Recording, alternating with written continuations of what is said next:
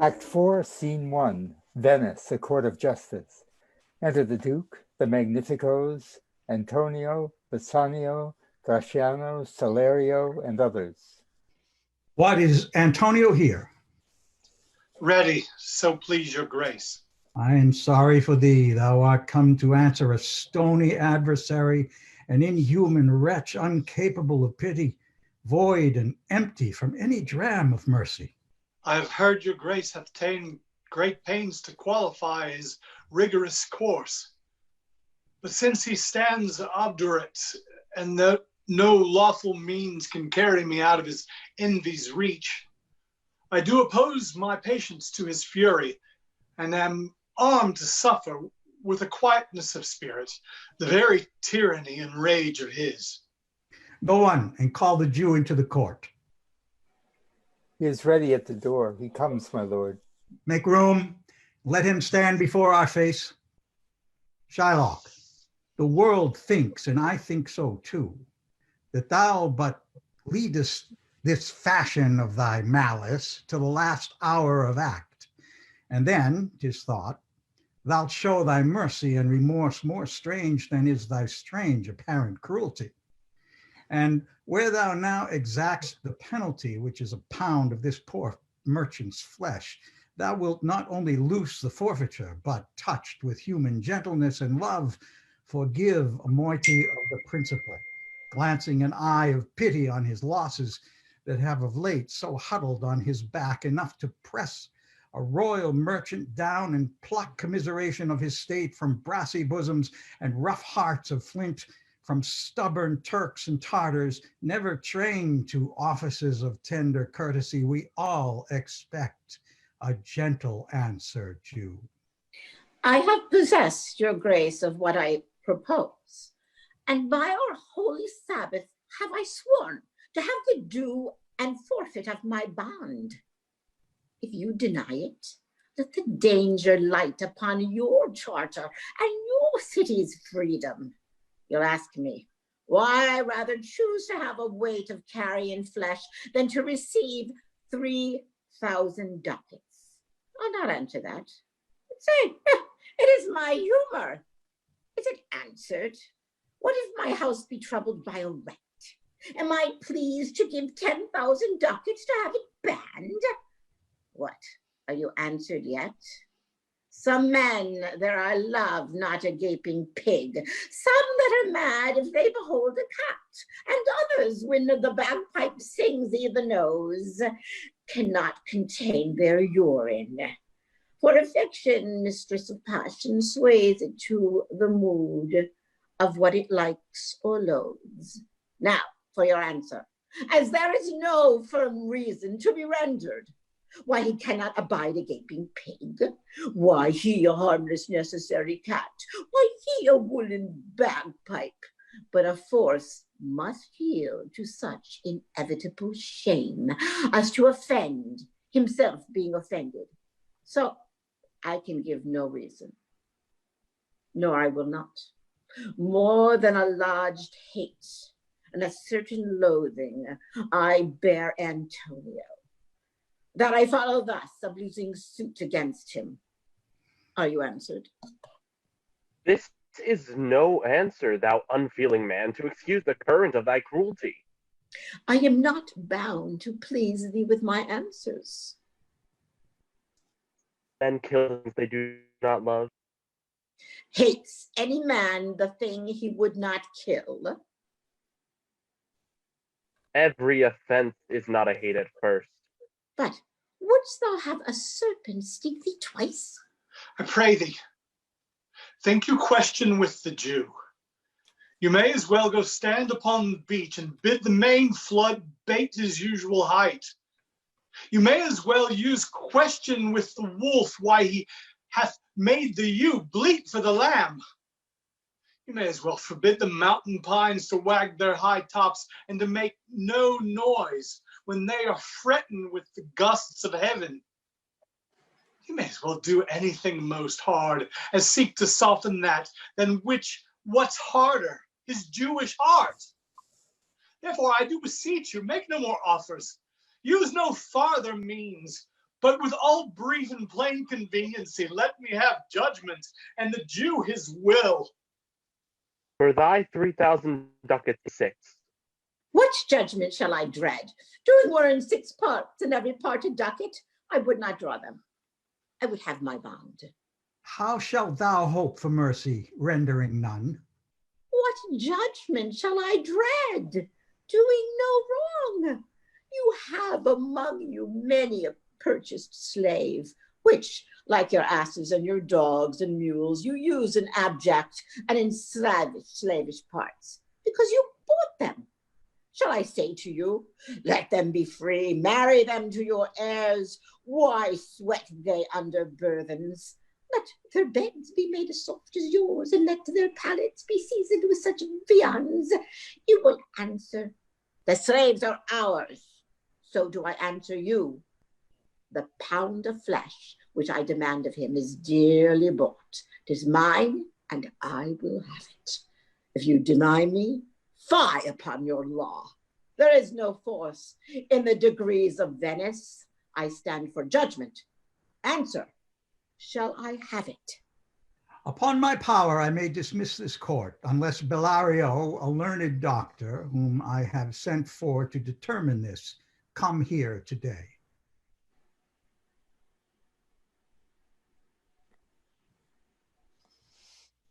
Solario.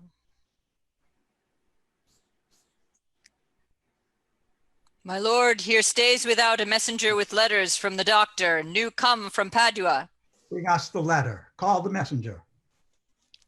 Good dear Antonio, what man, courage yet? The Jew shall have my flesh, blood, bones, and all, ere thou shalt lose for me one drop of blood. I am a tainted wether of the flock, meetest for death. The weakest kind of fruit drops earliest to the ground, and so let me. You cannot better be employed, Bassanio, than to live still and write mine epitaph. Come you from Padua, from Bellario? From both, my lord. Bellario greets your grace. Why dost thou whet thy knife so earnestly? To cut the forfeiture from that bankrupt there. Not on thy soul, but on thy soul, harsh Jew. Thou makest thy knife keen, but no metal can, no, not the hangman's axe, bear half the keenness of thy sharp envy. Can no prayers pierce thee? No, none that thou hast wit enough to make. Oh, be thou damned, inexcrable dog, and for thy life let justice be accused. Thou almost makest me waver in my faith to hold opinion with Pythagoras that souls of animals infuse themselves into the trunks of men. Thy currish spirit governed a wolf who, hanged for human slaughter, even from the gallows did his fell soul fleet. And whilst thou layest in thy unhallowed dam, infused itself in thee, for thy desires are wolfish, bloody, starved, and ravenous. Till thou canst rail the seal from off my bond, thou but offendest thy lungs to speak so loud. Repair thy wit, good use, or it will fall to cureless ruin. I stand here for law. This letter from Bellario doth commend a young and learned doctor to our court. Where is he? He attendeth here hard by, to know your answer, whether you admit him. With all my heart. Some 3 or 4 of you go give him courteous conduct to this place. Meantime, the court shall hear Bellario's letter. Your grace shall understand that at the receipt of your letter I am very sick, but in the instant that a messenger came in loving visitation was with me a young doctor of Rome. His name is Balthazar. I acquainted him with the cause and controversy between the Jew and Antonio the merchant. We turned over many books together. He is furnished with my opinion, which, bettered with his own learning, the greatness whereof I cannot enough commend, comes with him. At my importunity to fill up your grace's request in my stead, I beseech you, let his lack of years be no impediment to let him lack a reverend estimation, for I never knew so young a body with so old a head. I leave him to your gracious acceptance, whose trial shall better publish his commendation.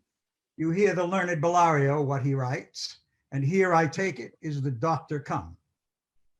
Give me your hand. Come you from old Bellario? I did, my lord. You are welcome. take your place. Are you acquainted with the difference that holds this present question in the court? I am informed thoroughly of the case, which is the merchant here and which the Jew. Antonio and old Shylock both stand forth. Is your name Shylock? Sherlock is my name. Of a strange nature is the suit you follow, yet in such rule that the Venetian law cannot impugn you as you do proceed. You stand within his danger, do you not? Aye, so he says. Do you confess the bond? I do. Then must the Jew be merciful? And what compulsion must I? Tell me that. The quality of mercy is not strained. It droppeth as the gentle rain from heaven upon the place beneath. It is twice blessed. It blesseth him that gives and him that takes. 'Tis mightiest in the mightiest. It becomes the throned monarch better than his crown. His sceptre shows the force of his temporal power, the attribute to awe and majesty, wherein both sit the dread and fear of kings. But mercy is above this sceptered sway. It is enthroned in the hearts of kings. It is an attribute to God himself, and earthly power doth then show likest gods when mercy seasons justice. Therefore, Jew, though justice be thy plea, consider this, that in the course of justice none of us should see salvation. We do pray for mercy, and that same prayer doth teach us all to render the deeds of mercy. I have spoke thus much to mitigate the justice of thy plea, which, if thou follow this strict court of Venice, must needs give sentence 'gainst the merchant here. My deeds upon my head. I crave the law, the penalty and forfeit of my bond. Is he not able to discharge the money?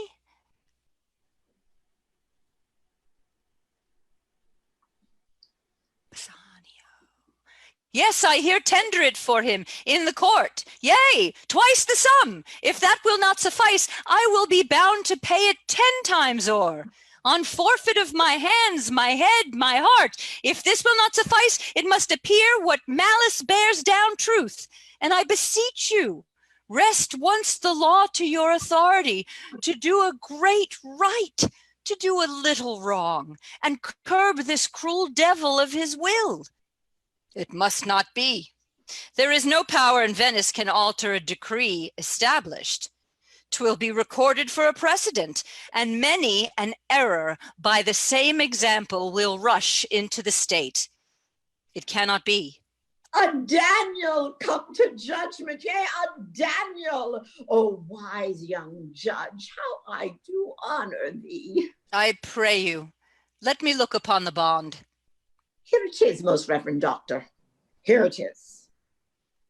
Shylock, there's thrice thy money offered thee. An oath, an oath. I have an oath in heaven. Shall I lay perjury upon my soul? No, not for Venice. Why, this bond is forfeit, and lawfully by this the Jew may claim a pound of flesh to be by him cut off nearest the merchant's heart. Be merciful, take thrice thy money, bid me tear the bond. When it is paid according to the tenor, it doth appear you are a worthy judge. You know the law. Your exposition has been most sound. I charge you by the law whereof you are a well-deserving pillar. Proceed to judgment. By my soul, I swear there is no power in the tongue of man to alter me. I stay here on my bond. Most heartily, I do beseech the court to give the judgment. Why then, thus it is. You must prepare your bosom for his knife. Oh, noble judge, oh, excellent young man. For the intent and purpose of the law hath full relation to the penalty, which here appeareth due upon the bond. 'Tis very true, O wise and upright judge. How much more elder art thou than thy looks? Therefore lay bare your bosom. Ay, his breast.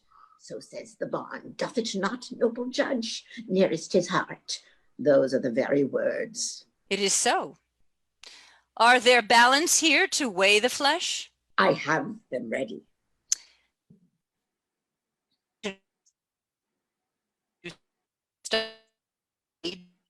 Death? Is it so nominated in the bond? It is not so expressed. But what of that? 'Twere good you do so much for charity. I cannot find it. 'Tis not in the bond. You, merchant, have you anything to say? But little. I am armed and well prepared. Give me your hand, Bassanio. Fare you well. Grieve not that I am fallen to this for you, for herein fortune shows herself more kind than is her custom. It is still her use to let the wretched man outlive his wealth, to view with hollow eye and wrinkled brow an age of poverty, from which lingering penance of such misery doth she cut me off. Commend me to your honorable wife. Tell her the process of Antonio's end. Say how I loved you. Speak me fair in death. And when the tale is told, bid her be judge whether Bassanio had not once a love. Repent but you, that you shall lose your friend, and he repents not that he pays your debt. For if the Jew do cut but deep enough, I pray it presently with all my heart. Antonio, I am married to a wife which is as dear to me as life itself. But life itself, my wife, and all the world are not with me esteemed above thy life. I would lose all, sacrifice them all, here to this devil to deliver you. Your wife would give you little thanks for that if she were by to hear you make the offer. I have a wife whom I protest I love. I would she were in heaven, so she could entreat some power to change this churlish Jew. 'Tis well you offer it behind her back. The wish you make, else an unquiet house. These be the Christian husbands. I have a daughter. Would any of the stock of Barabbas had been her husband rather than a Christian? We trifle time, I pray thee, pursue sentence.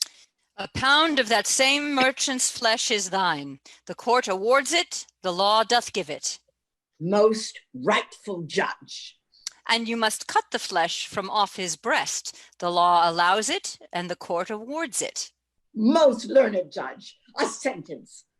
Come, prepare. Tarry a little, there is something else. This bond doth give thee here no jot of blood. The words expressly are a pound of flesh. Take then thy bond, take thou thy pound of flesh, but in the cutting of it, if thou dost shed one drop of Christian blood, thy lands and goods are by the law of Venice confiscate unto the state of Venice. Oh, upright judge, mark you, O learned judge. Is that the law? Thyself shalt see the act, for as thou urgest justice, be assured thou shalt have justice, more than thou darest. O learned judge, mark you, a learned judge. I take this offer. Then pay the bond thrice and let the Christian go. Here's the money. Oh, soft! The Jew shall have all justice. Soft, no haste. He shall have nothing but the penalty. Oh, Jew, an upright judge, a learned judge. Therefore prepare thee to cut off the flesh. Shed thou no blood, nor cut thou less, nor more, but just a pound of flesh. And if thou cuttest more or less than just a pound, be it but so much as makes it light or heavy in the substance or the division of the 20th part of one poor scruple, nay, if the scale do turn but in the estimation of a hair, thou diest, and all thy goods are confiscate. A second Daniel, a Daniel Jew. Now, infidel, I have you on the hip. Why doth the Jew pause? Take thy forfeiture. Give me my principal and let me go.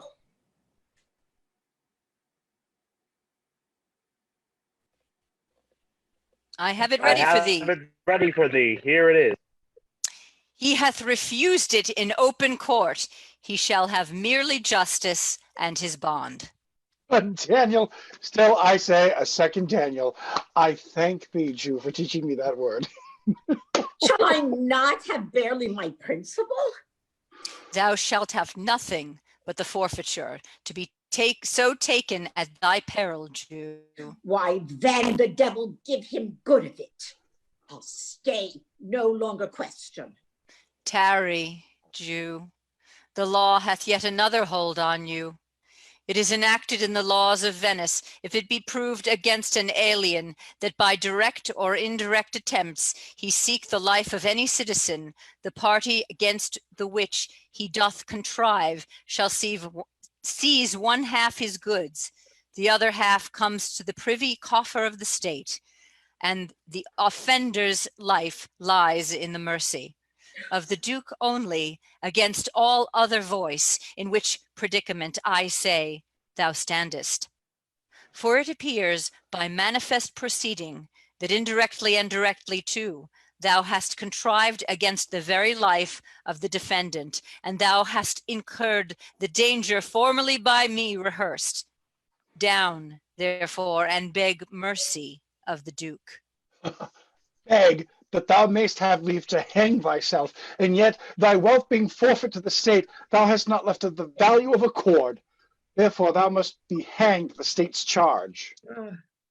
That thou shalt see the difference of our spirits, I pardon thee thy life before thou ask it. For half thy wealth it is Antonio's.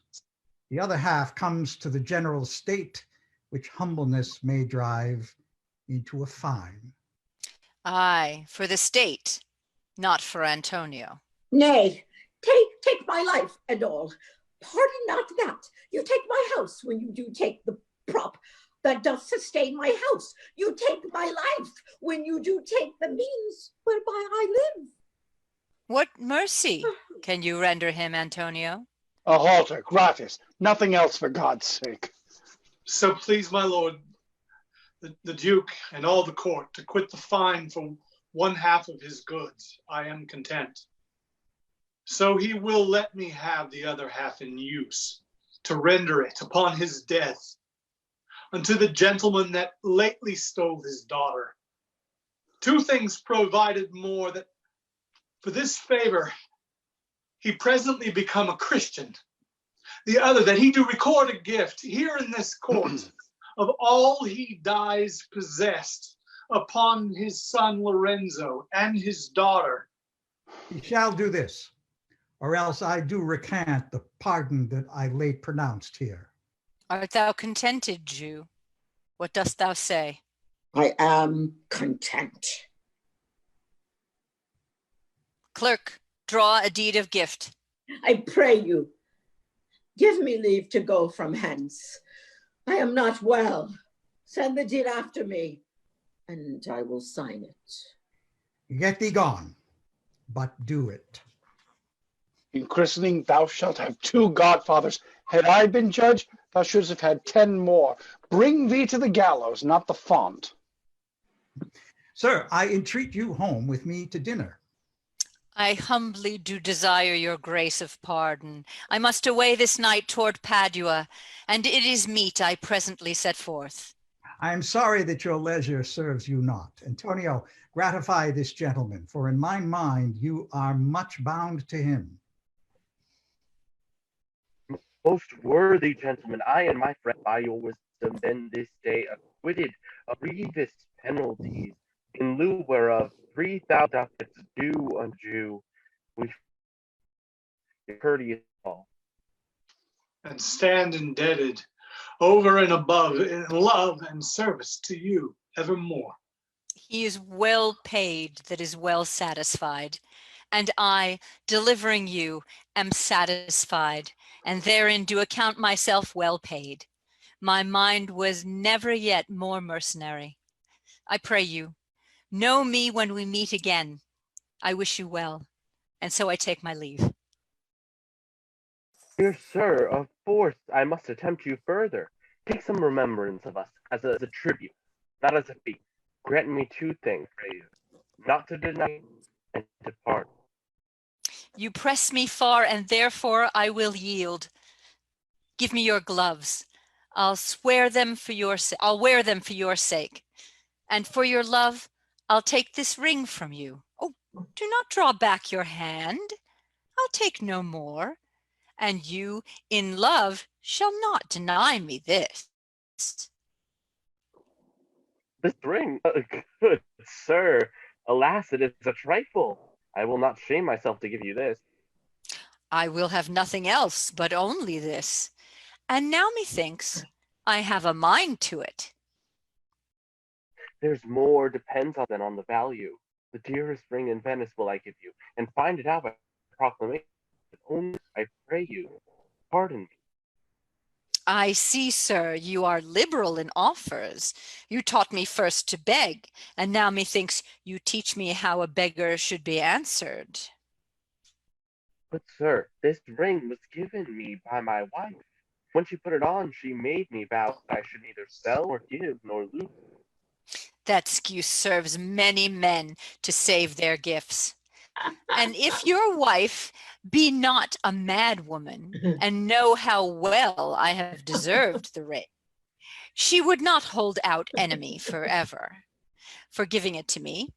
Well, peace be with you. My lord Bassanio, let him have the ring. Let his deservings and my love withal be valued against your wife's commandment. Go, Gratiano, run and awake him. Give him the ring, and bring him, if thou canst, unto Antonio's house. Away, make haste. Come, you and I will thither presently, and in the morning early will we both fly to Belmont. Come, Antonio. Scene 2, the same, a street. Enter Portia and Nerissa. Inquire the Jew's house out. Give him this deed and let him sign it. We'll away tonight and be a day before our husband's home. This deed will be well welcome to Lorenzo.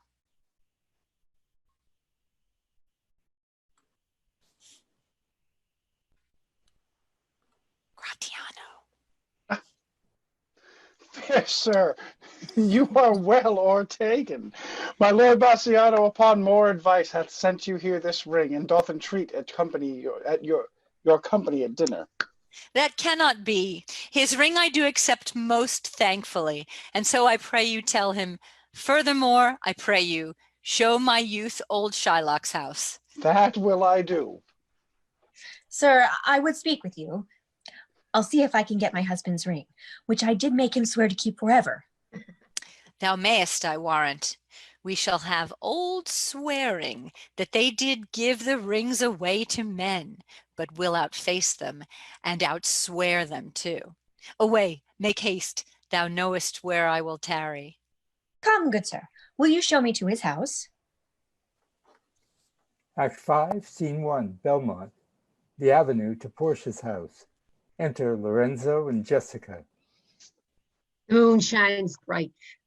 In such a night as this, when the sweet wind did gently kiss the trees, and they did make no noise, in such a night, Troilus, methinks, mounted the Trojan walls, and sighed his soul toward the Grecian tents, where Cressida lay that night. In such a night did Thisbe fiercely o'ertrip the dew, and saw the lion's shadow ere himself, and ran dismayed away. In such a night stood Dido with a willow in her hand, upon the wild sea banks and waft her love, to come again to Carthage. In Such a night Medea gathered the enchanted herbs that did renew old Aeson. In such a night did Jessica steal from the wealthy Jew, and with an unthrift love did run from Venice as far as Belmont. In such a night did young Lorenzo swear he loved her well, stealing her soul with many vows of faith, and ne'er a true one. In such a night did pretty Jessica, like a little shrew, slander her love, and he forgave it her. I would outnight you, did nobody come. But hark, I hear the footing of a man. Who comes so fast in silence of the night? A friend. A friend. What friend? Your name, I pray you, friend? Stefano is my name, and I bring word my mistress will be before the break of day be here at Belmont. She doth stray about by holy crosses where she kneels and prays for happy wedlock hours. Who comes with her? None but a holy hermit and her maid. I pray you, is my master yet returned? He is not, nor have we not heard from him. But go in, I pray thee, Jessica, and ceremoniously let us prepare some welcome for the mistress of the house. Salah! Salah! Woho! Woho! Salah! Who's call? Who calls? Salah! Did you see Master Lorenzo? Master Lorenzo! Salah! Salah! Leave the hollering, man. Here! Salah! Where? Where? Here! Tell him there's a post come from my master with his horn full of good news. My master will be here ere morning. Sweet thought. Sweet soul. Sweet soul. Sweet soul, let's in. And they expect they're coming. And yet no matter. Why should we go in? My friend Stefano, signify, I pray you.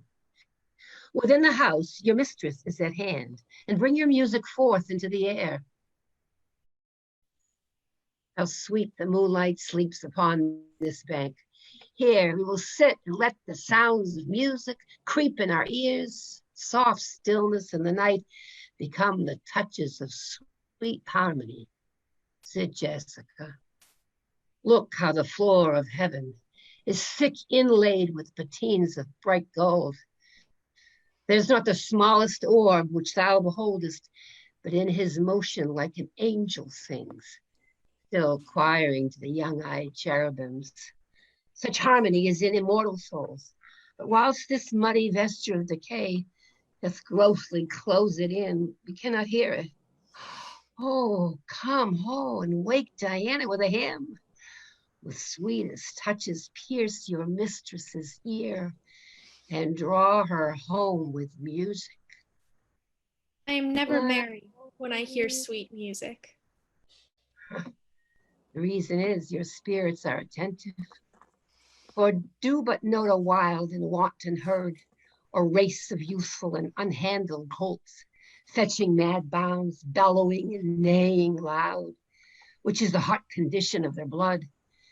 If they but hear perchance a trumpet sound, or any air of music touch their ears, you shall perceive them make a mutual stand, their savage eyes turned to a modest gaze. By the sweet power of music, therefore the poet did feign that Orpheus drew trees, stones, and floods, since not so stockish, hard, and full of rage, but music for the time doth change his nature. The man that hath no music in himself, nor is not moved with concord of sweet sounds, is fit for treasons, stratagems, and spoils. The motions of his spirit are dull as night, and his affections dark as Erebus. Let no such man be trusted. Mark music. That light we see is burning in my hall. How far that little candle throws his beams. Huh. So shines a good deed in a naughty world. When the moon shone, we did not see the candle. So doth the greater glory dim the less. A substitute shines brightly as a king unto the king be by, unto the king be by, and then his state empties itself, as doth an inland brook into the main of waters. Huh. Music, hark. It is your music, madam, of the house. Nothing is good, I see, without respect. Methinks it sounds much sweeter than by day. Silence bestows that virtue on it, madam. The crow doth sing as sweetly as the lark when neither is attended, and I think the nightingale, if she should sing by day, when every goose is cackling, would be thought no better a musician than the wren. How many things by season seasoned are, to their right praise and true perfection. Peace, ho! The moon sleeps with Edimon and would not be awakened.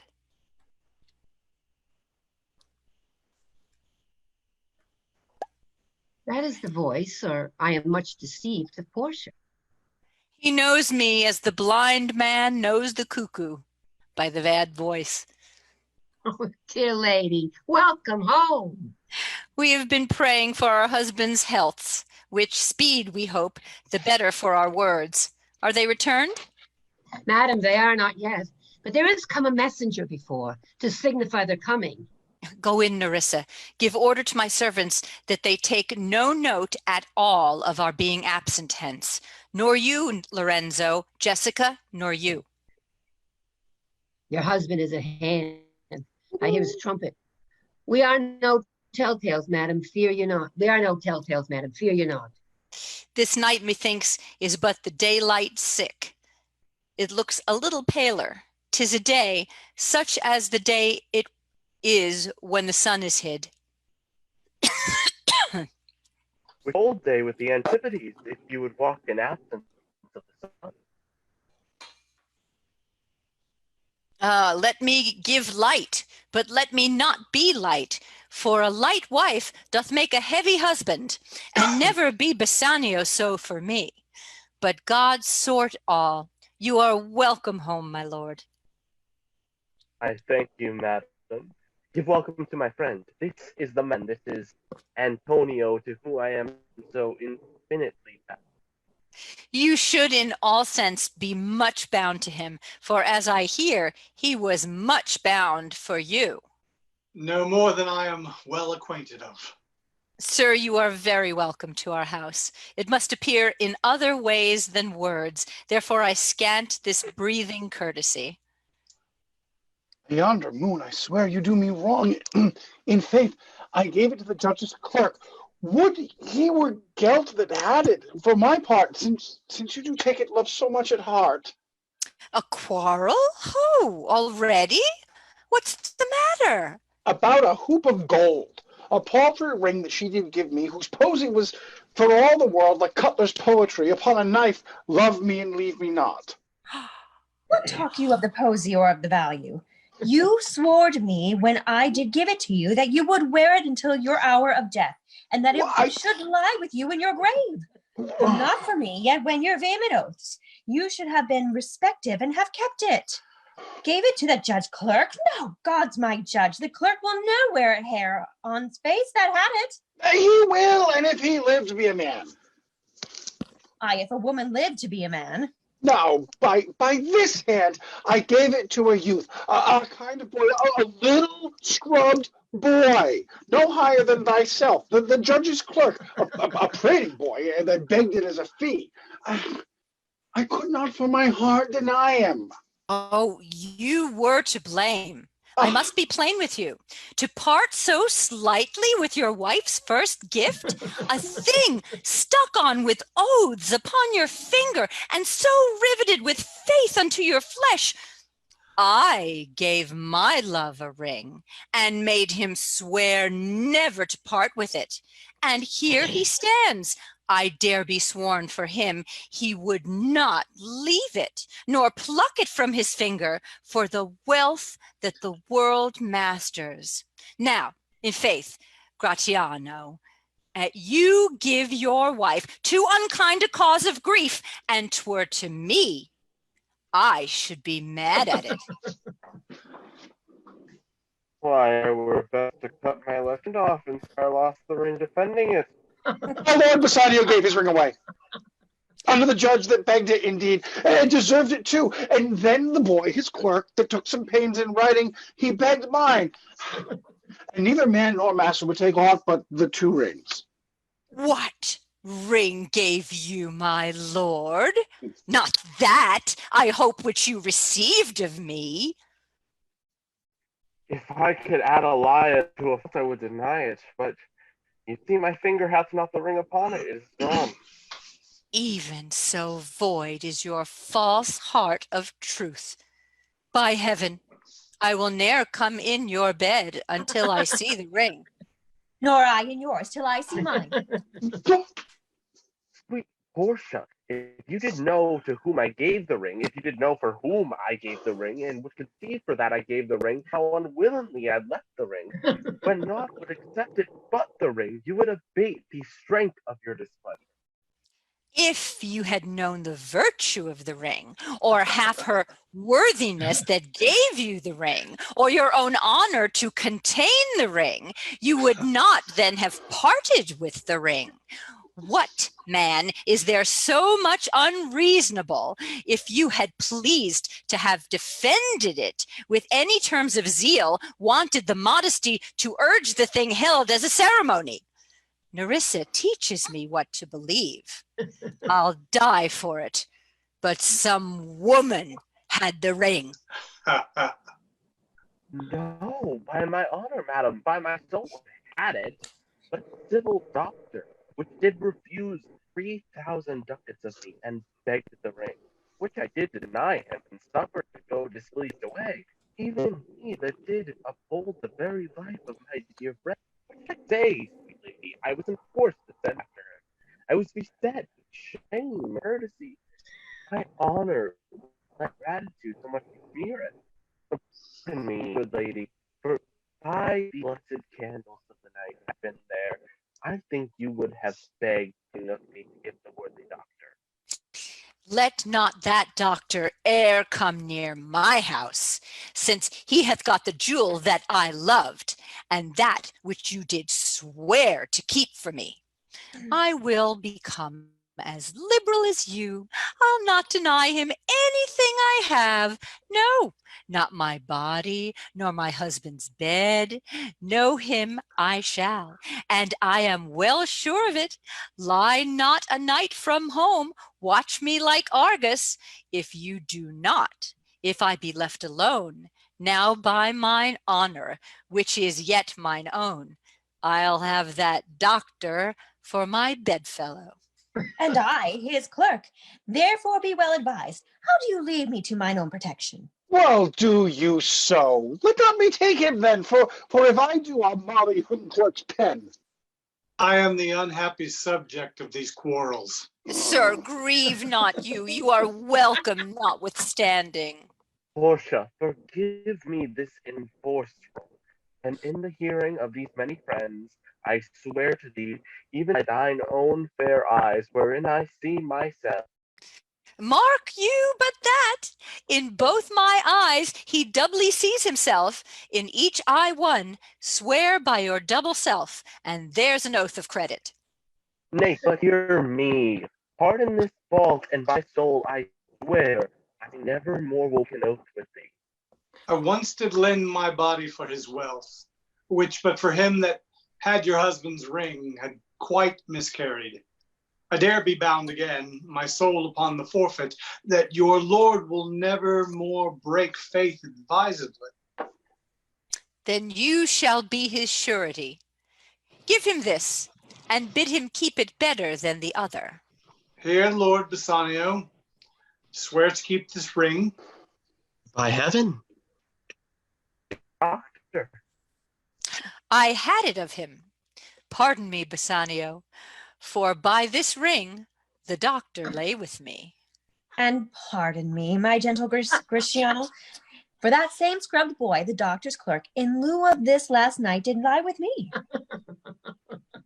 Wait, this is like the mending of highways in summer. Well, the ways are fair enough. What, are we cuckolds ere we've deserved it? Speak not so grossly. You are all amazed. Here is a letter. Read it at your leisure. It comes from Padua, from Bellario. There you shall find that Portia was the doctor, Nerissa there her clerk. Lorenzo here shall witness I set forth as soon as you, and even but now returned. I have not yet entered my house. Antonio, you are welcome, and I have better news in store for you than you expect. Unseal this letter soon. There you shall find 3 of your argosies are richly come to harbor suddenly. Ah, You shall not know by what strange accident I chanced on this letter. I am dumb.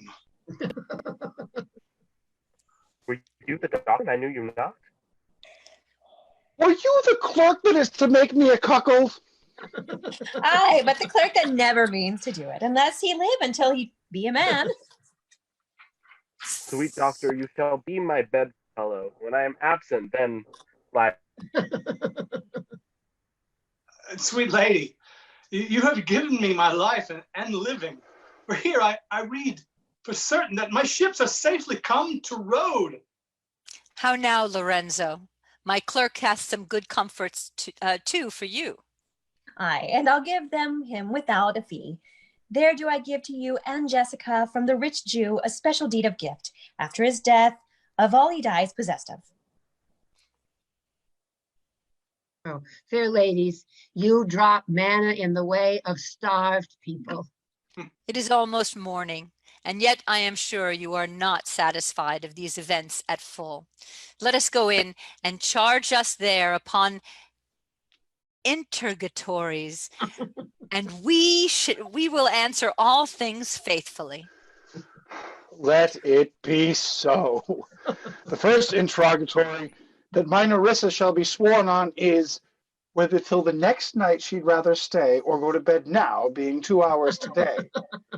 But were the day come, I should wish it dark, that I were couching with the doctor's clerk. Well, while I live, I'll fear no other thing, so sore is keeping safe Nerissa's ring. Very good. Exunt. Exunt. Nice job, everybody. That was fun. So, What a folks, I hope horrible- those of you who were watching at home on Facebook enjoyed this as much as we did. We were having a lot of fun here. It's always interesting to slog through some of these and the discovery that we find in some of them and the experience for everybody. And we're just really glad that you all could take part in that with us. I'm just going to let you folks know we've got a few other things coming up if you're still with us and you want to join us again. Next week, we're going to be doing Drop In As You Like It, followed by something I'm really excited over. Drop In Shakespeare is going to have a Christopher Marlowe takeover, the drop-in takeover of Marlowe's Dr. Faustus. The week after that, we're going to be doing Henry V, and then something that is going to be a lot of fun. And if you're watching, come back, bring your friends. We're going to have a jazzy, stylized drop-in sonnet slam. And you can read your favorite sonnets in the style of a slam poet, or bring your own sonnets, or bring something that's not a sonnet at all. Pour some coffee, smoke a cigarette, put on a beret, and we're just going to have a fun little drop-in sonnet slam, and I hope you guys will all join us. With that, ladies and gentlemen, that is our Drop-In Merchant of Venice. Thank you so much for joining us. We're going to keep the Zoom room open for a few minutes for folks who want to have some discussion about the show and maybe share some of their thoughts. Those of you on Facebook are welcome to continue to stay with us, and we'll wrap things up in just a few minutes. So thank you again, and have a great night. And if you haven't already, please like Eventide Theater Company. Please like Drop-In Shakespeare. Follow what we're doing. We've got a lot of great projects coming along. Aside from Drop-In Shakespeare, in 2 weeks, we're going to be doing the world premiere of the winner of the Kaplan Playwrights Competition, a play called Touched by War. And 2 of our featured readers of that play are actually part of our drop-in cast tonight. You guys go ahead, wave, let everyone know who you are. Tim and Bob are going to be joining us and reading some really, really wonderful parts of this really unique and interesting new play. So I hope you'll join us. If nothing else, we'll see you all back here next week for Drop In As You Like It. Thanks, everybody. Thank you. Thank Thank you. you. That was fun. Thank Good job. you. That was Good fun. job, everybody. It was a lot of Thank fun. you, Chris, for setting this all up. Thank you Yeah. so Oh, I much. love doing it for you guys. Oh. I get so much out of just seeing you guys have fun playing with these roles. It's great. Anne Marie, you're coming in costume with the makeup. That just had me laughing. I finally had to wash it off. It looked good Well- though, Anne Marie. It looked The great. mustache It and was the beard. it was Okay, I'm perfect. It okay was now. wonderful. Yeah. Well, was for great. all To of say- these, have fun. Feel free. Go Yeah. crazy. Bring stuff. I have Yeah. to say, what beautiful language in such a horrible play. Yeah. Definitely. I mean, there's some of the most beautiful speeches in this play that he wrote, and what a piece of shit play. It is so nasty. Yeah, It is Shylock was super very nasty. It's yeah, not very just unsettling. Shylock. It's the, thank God I'm not going to be married to someone of that complexion. And Oh, yeah. there's just It's so like much in it that's super problematic. Well, wait a minute, Janet. yeah. You did a wonderful job with Portia, but she says such wonderful things about Mercy, and then And then she turns drops around. Mercy and has Yeah. no It's mercy off, at yeah. all toward Yeah. anybody. And talk Yeah. about two-faced. Oh no, it's horrible. It's really horrible. It's no like problem Wonderful with is this. horrible. But it's yeah. Well, you can imagine the challenge that a director with this show must face, because I've always said if we're going to read it, when we're doing a reading, I've always held that you read it from beginning to end. You don't edit, you don't abridge things. Yeah. Oh, But that's when you're- right. Yeah, but when you're directing a show, you have to make certain edits, especially considering the audience, and how challenging it must really be to convey these characters and to be honest and true to these characters, while at the same time really avoiding some of the pitfalls that the Elizabethan Yeah. prejudices and preconceptions have. Well, but I think that's the thing about it. I mean, you go full hog. This is what it is. Yeah, so to speak. But but yeah, you show it for all its warts. I think that's what works, showing it for all its horror and warts. Well, I would agree with you on that. I think that if you're gonna do it, you have to commit to it, and then allow the story itself to carry itself through. I think Right. and what I've always viewed this show. It's obviously a comedy. It's obviously a dark comedy, but I've always seen it as almost it borderlines on a tragedy. You see a lot of these things falling apart, and there's an awful lot of darkness, and by an Elizabethan sensibility, it's probably a comedy, but by a contemporary sensibility, what happens to Shylock? I mean, Shylock is he's mad, he's angry, he's been kicked around all his life, and now he's lost everything. Like the guy walks away with practically nothing. And then 20 minutes after the trial, there is just light comedy and these machinations all coming to a head. It's really, really weird. Been wonderful.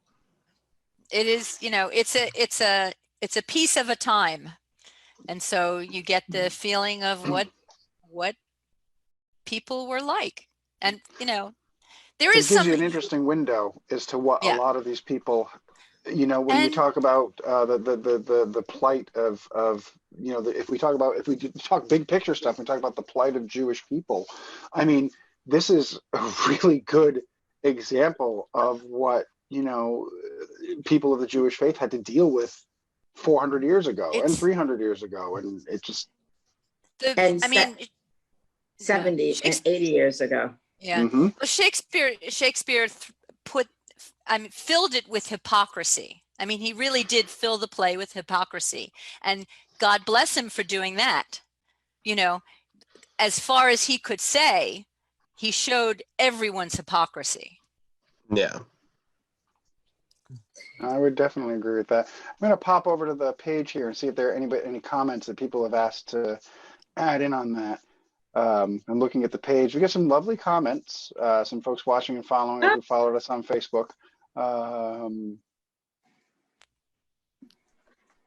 They definitely like the fact that we identified folks by character when we changed our names. No. That's good. So that was a good thing. But yeah. No real comments. Nobody's asking any questions or weighing in on it. So I find it really refreshing and interesting doing this particular technology usage. Sitting around the table the first time doing a play is always a very exciting time, because you get the eye contact and you stop and you will maybe go through a speech twice if you don't feel it the first time. In this case, you really have to dig into the words, and I like doing this. It's an excellent exercise. Technology is a beast, and we're all learning new stuff. Yeah. All right. Yeah. Just to say for myself, like, the read through of any show that I've ever been in has always been one of my favorite parts of the whole experience. Just getting together, like, not worrying about anything, but like what you think of your character and your voice, and just digging into it for the first time, because this was my first time reading Merchant of Venice all the way through. And I like, it's just a great experience. I appreciate the opportunity for study, because once I know the play that you had announced doing, I went in and I reread it, I looked at it, I studied it. Then I would notice certain allusions, certain classical allusions that just tickled me, and made me think some more, and made me go off in my tangents to find out more about the period and what was happening then. So I appreciate this. One thing that struck me about Merchant of Venice is it doesn't feel like or seem like that this is like any other of the Shakespeare plays. The structure feels very different. That the build up to the trial is seems like that's the play, and then you have a longer and more extended resolution of what the other elements of the play. I can't think of another tragedy. It's not really a tragedy. It doesn't seem like historical value. So I'm trying to find a play that's like it in the canon, and nothing seems to match. It's a very top-heavy play. There's a lot of build-up, and then all of a sudden, Act 3, Scene 5, boom, everything. Then Act 4 is two scenes, and then Act 5 is one big scene, and you're done. I feel like it's very similar to Much Ado, though, in that fashion. Much Ado is very similar that way. That it takes a long time to build up to, oh gosh, those characters and how their kind of trial and the reveal, and then all of a sudden everything's yay and fun. and fun, and it's like Much Ado in that there's that very dark center. Yeah. That you go, oh my God, is this a comedy? What happened? Mm-hmm. Yeah. I hear what you're saying on that. It seems like in Much Ado that it comes, the darkness of the failed marriage. It is later in the play. It just feels like it's later in the play. Mm-hmm. And also the hypocrisy. There's a lot of hypocrisy in that as well. Mm-hmm. So interesting. But you can temper and sway and shade the text by physical attributes while you're interacting in the scene, which can turn it from a serious dark scene to, based on the physicality of the actors, they can make it lighter with the sides and facial expressions that gets lost sometimes in this venue.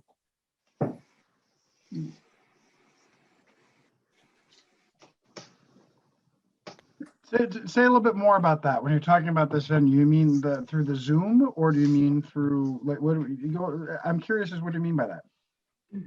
Well, the limitation of lack of full body expression, the lack of being able to turn away and aside, the interaction from an actor's point of view of looking at somebody else in the eye and reading their expressions through their eyes and responding to that. And I think that gets lost in this venue. So you're left pretty much on your own for the physicality of it, and you're very limited to it. And I think there are in a serious moment, you can make it lighter by facial expressions, by turning away, by mawing some way, and it lends a lightness to a scene that could go either way. I'll put it that way, and that's where I like, certainly the live theater, is that you have words that may be dire, but the physicality makes it lighter. And one of the interesting acting choices is always taking some of the more serious aspects of some of his plays. And what would happen if you put it in a comedy? Take some of the things like we did with Macbeth and take some of those speeches and say, okay, now you're in a comedy. This is a fun show. Do the speech and interact in a comical way. How would you do it? And that's a challenge. It's not changing the text. It's treating the text as part of a whole, and the whole being actor, director, audience, in the moment, reacting to all of the things that are happening at that moment. Enough said. No, I think that's a great observation. In fact, one of the things that I have noticed, I've never been a big fan of film acting. I've never liked the idea of that because there's no audience to react to. It just has never really been anything for me. And I'm as a stage actor, I tend to be much broader. And what I'm finding is that this, which uses the computer screen, your camera, requires you to be even more broad in some ways and even more caricatured in some ways than you would be on film, where a simple look on film up close can really convey a lot. And it's very subtle based on the cinematography and the angles. Whereas here, like you said, Bob, your physicality is so limited and you're locked into this box and this frame that it really does it forces you to maybe push a little bit further than you normally would. You got to bring your hands in if you want to make gestures. You've got to tighten your space and use a lot of facial expression to convey that. I think it's an interesting. I wanted to make a comment on the Zoom experience, if I could. I had a lot of trepidation about doing it for a lot of the reasons you just mentioned, but I actually found this to be fantastic, because when I go to Shakespeare, I sometimes just fall asleep. I get tired. I don't know what they're saying, whether it's bad acting or it's very difficult just to hear it. When I'm I've never been in too many. If I'm studying just one monologue, it's very focused on just that one thing. But here I had to work so hard to listen to the people. Plus I had the script that I could also read it, and then I could hear them. So I got so much, 3 different dimensions with everybody. And it was actually so much more than I ever thought of it, because I could read too.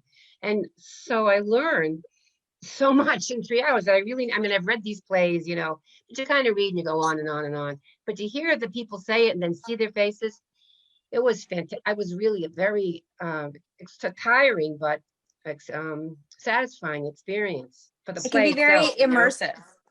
Yeah, God, it was.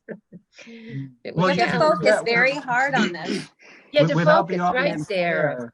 Yeah. Without the audience, we're wrapped in this little Zoom box and we're doing all of this stuff and it feels like we're doing it for ourselves. And yet we have this entire audience that's been watching us. And actually, if you don't mind, a couple of questions have come in, so I want to throw these out here. David Keene was actually watching for some of this. So those of you who are connected to it, you can always shoot him a hello and say thank you. Several folks from Eventide, who are Eventide regulars, were just saying nice job, good job. I've got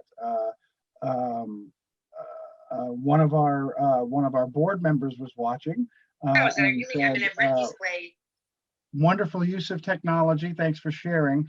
And then I've got a couple of questions.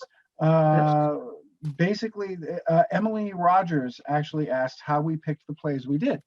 So I guess I'll answer that one since I picked the play. The idea behind these shows are to pick shows that are not commonly performed.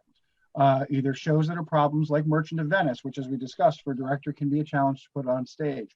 We did Macbeth, which, you know, some theaters do, but it's a tough sell in a lot of cases. You know, what we won't be reading here, we won't be reading Romeo and Juliet. We won't be reading Hamlet.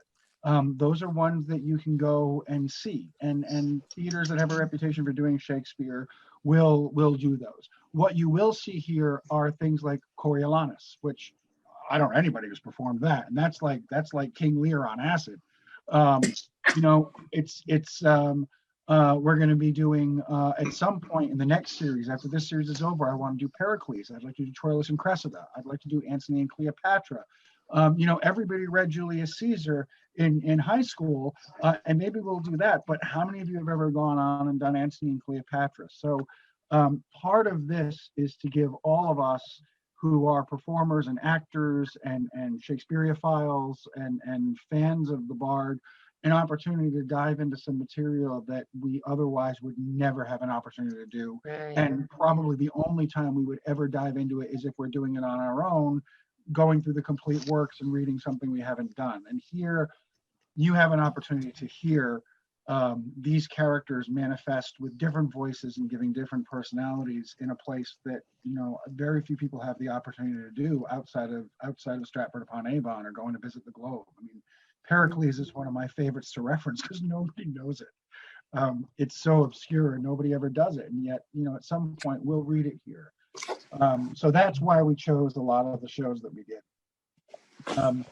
And Olivia Silver Ashley commented that this conversation may be the best part, even though the reading was terrific. So people are enjoying chatting with you guys about this. So. Let's do Titus Andronicus. Yes. Oh, that. I agree. You just wait. You just wait. Oh boy. Yes, let's do Titus Andronicus. Where everybody has to have their own bucket of blood. Yes. Don't give it away. Don't give it away. Yeah. We could have tongue sandwiches for. We have to invent some technology so we can send blood through the camera to the people watching. Well, hopefully, sandwiches and pie. Around, we'll be able Willy to... Wonka vision. Oh God. Yes. Hopefully, by the time we get that far into this, you know, let's be realistic. There's a lot of things that are unpredictable. We don't know what the future holds, and for the foreseeable future, we want to keep doing this at least as a way to connect. But you know, there are other opportunities ahead. I think that sometime around early June to mid-June that we're going to be able to, the governor is going to start allowing small organizations to get together with small groups of people. So there's no reason why, if that's possible, we couldn't, as a cast, get together and do a reading in a room and broadcast it through Facebook that way, provided it's safe and provided it's smart. And as restrictions get lifted, we'll continue to experiment with the medium.